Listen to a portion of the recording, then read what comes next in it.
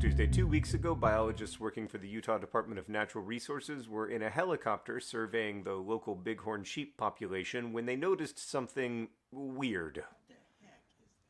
It was a three-sided, 10-foot-high sculpture installed in the middle of the desert, a location so remote that even though the sculpture had been there for years, no one had ever reported seeing it. On social media, of course, the overwhelming response was aliens, which would be 1, very interesting, and 2, very 2020, and 3, very good for sales of an absolutely remarkable thing, which basically predicted this entire affair. And it really does sound like a parable. I mean, scientists are literally counting sheep, the cliche for how to fall asleep when they are roused into a dramatic and new kind of consciousness by an otherworldly artwork. Soon afterwards, despite attempts to keep its location secret, people figure out where the sculpture is and begin to make pilgrimages, leaving all kinds of human detritus behind, from tire tracks to toilet paper, and the sculpture mysteriously disappears. Oh right, that's the other thing, the sculpture mysteriously disappeared. The metal structure has been removed, Utah officials said on Saturday, adding that they had not taken it down. Wait, what? As dependent clauses go, adding that they had not taken it down is doing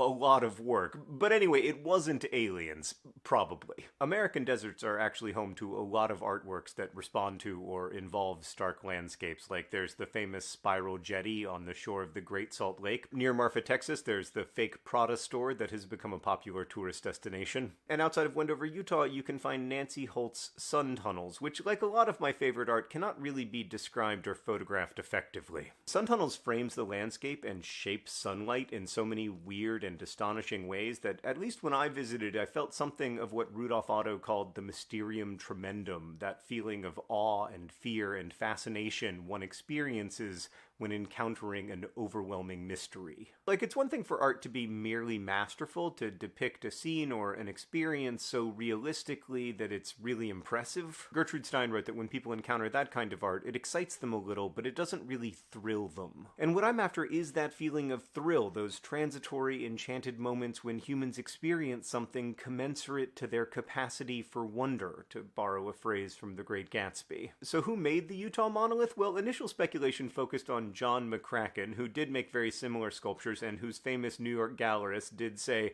"I believe this is definitely by John." But there's a big problem to that theory, which is that satellite photographs tell us the obelisk was installed sometime in 2016 and McCracken died in 2011. But whoever installed the work didn't just prop up a three-sided mirror in the desert. They cleared brush around the site and used a concrete saw to cut into the stone to serve as a foundation for the sculpture. This was profoundly intentional. For me, though, the big question isn't who made it, but why I find it so interesting, and why other people did too. There's something about the machineness of the obelisk in that landscape that's fascinating, the contrast between the straight lines and right angles of human work and the curves and jagged edges of earthwork.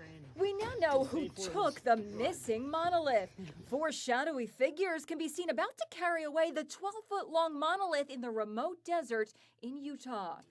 They posted this video online showing the column after they dismantled it, exposing the interior with the boast, "We removed the Utah monolith." They were on a mission. They came out there to do exactly what they did.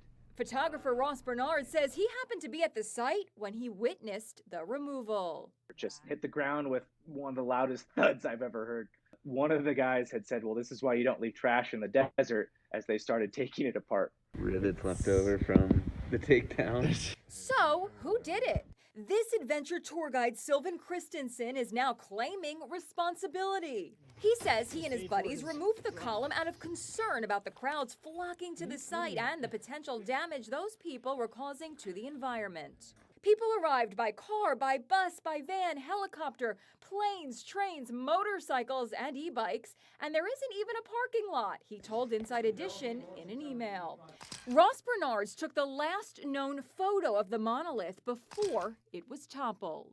It looks like it must have been tough for them to do that. It wasn't. It was shockingly easy. But the biggest mystery is still unknown. Who put it up in the first place?